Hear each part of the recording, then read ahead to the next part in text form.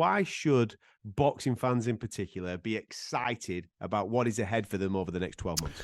Well, I think, we're looking, you look at we talk about heavyweight boxing being healthy, the state of boxing is healthy in itself. And I think, there's every prospect, let's hope there is in the next 10 days that we get the announcement of Tyson Fury against Alexander Usyk, be it in the Middle East or be it in the UK, maybe at Wembley Stadium or Spurs, for the undisputed heavyweight title fight. We know we've got Josh Taylor on tonight. Josh Taylor and Jack Catterall coming up. Women's boxing grew exponentially in 2022, and there's the prospect of us going over to Croke Park in Dublin for Katie Taylor to headline against ANother in front of 80,000 fans. There's, Eubank Jr., Chris Eubank Jr. back in action against Liam Smith this month.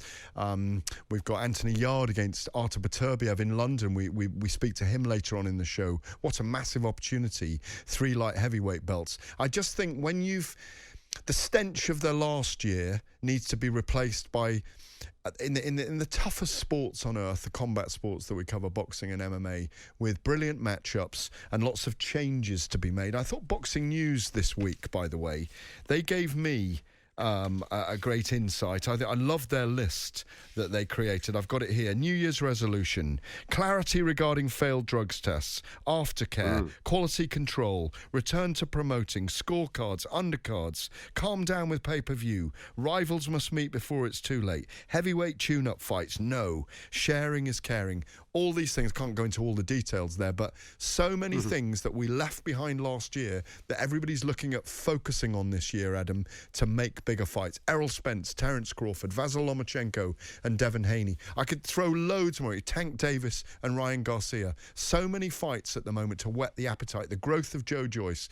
Frank Warren signing Moses Itoma, who I'm fascinated to see at 18. Can he fulfill his ambition of becoming a world heavyweight champion before the likes of Mike Tyson at the age of 21? There's so many brilliant things to look at. This is all going to filter down from the heavyweight division, I think. I think they've got to set the momentum, haven't they? We had a lot of talk in the heavyweight division last year, and I know that we got a rematch between Anthony Joshua and Alexander Usyk. We were fortunate enough to cover that for talkSPORT. And we were thrilled to cover that for talkSPORT. But in the real realm of things, that rematch was unnecessary. And what we really wanted to see last year was the undisputed fight between Alexander Usyk and Tyson Fury. And I think now we're in a situation where I don't think either men can go anywhere. How confident are you, as you look at that particular fight, how confident are you that we get that in the first quarter of this year? I'd like to say very confident. I have been putting feelers out this week. We hear from Frank Warren a little later. I've been chasing George Warren, his son, who's obviously heavily involved with Queensberry and BT Sports and Tyson Fury, in working with Egis Klimas and Alexander Krasiuk, the two men instrumental with Alexander Usyk. They won't give very much away. Frank wouldn't give very much away to me this week. I mean, I did speak to him one-on-one for us, and I did contact George. They are unlike Eddie Hearn, who gives so many interviews. He does let things come out, but the hint I got from George Warren is that talks are going ahead. What I think is happening is they're waiting for this big site fee from the Middle East, and if it comes and it's around 70, 80 million, I think they'll just go with it. Otherwise, they've got a big sell to do here in the UK. I think Tyson Fury's massive anyway.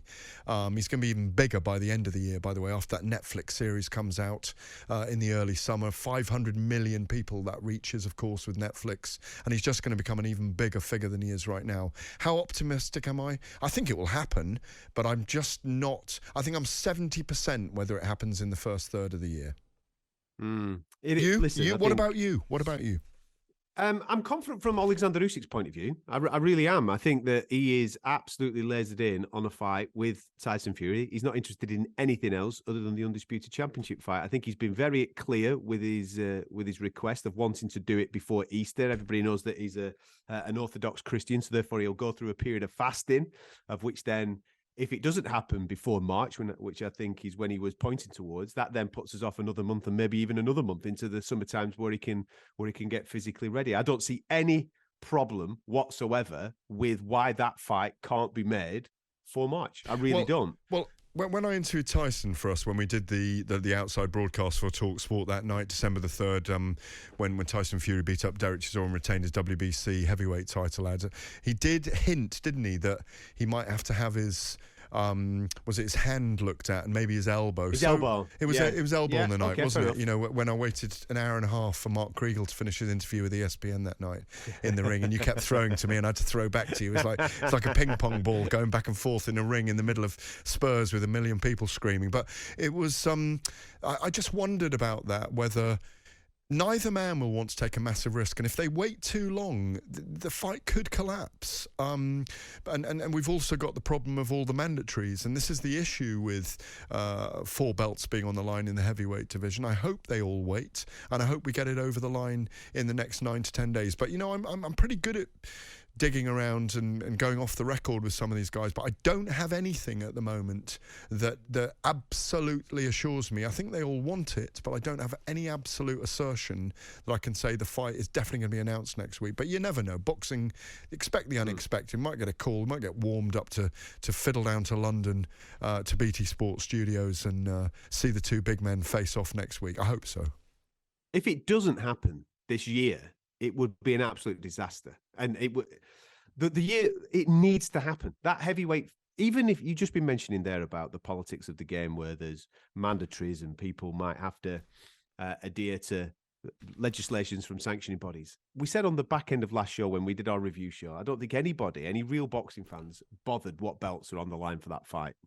We know who the number 1 is, we know who the number 2 is, and those 2 have to meet this year. And I think if they do meet, it will then just set the wheels in motion for other divisions to get their acts together, because we've been starved of those super fights that we're all thirsty for.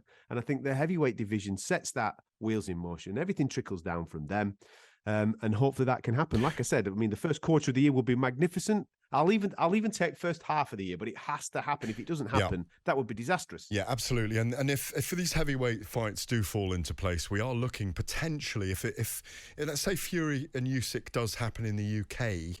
I'd rather it happen in the UK, but I think if they get a massive site fee, as I say, they pay the 2 men off, and they'll get 40 and 30 million each, something like that, or 35 million each for the fight. We're looking at 4 stadium fights in the UK this year, potentially. Certainly if Joshua and White 2 happens, and Fury and Usyk happens, and then Joyce and Fury happens, or Joyce and Usyk happens, and then Anthony Joshua fights again, let's say against a Wilder later in the year, whoever it is. But at the moment, we're looking at Fury and Usyk, Joe Joyce against maybe a Frank Sanchez, I'd like to see, Daniel Dubois against Agit Kitbayel, Deontay Wilder and Andy Ruiz looks like it's coming closer. WBC say the winner of that will be the mandatory for the belt held at the moment by the Big Gypsy King, and then Joshua and Dillian White too. If I want to see all those heavyweight fights happen, like you say, if they happen, the whole of the world's divisions, the 18 divisions we have, if we include the Bridgerweight division these days, will be on the move. And we haven't mentioned women's boxing yet, which we will later, of course.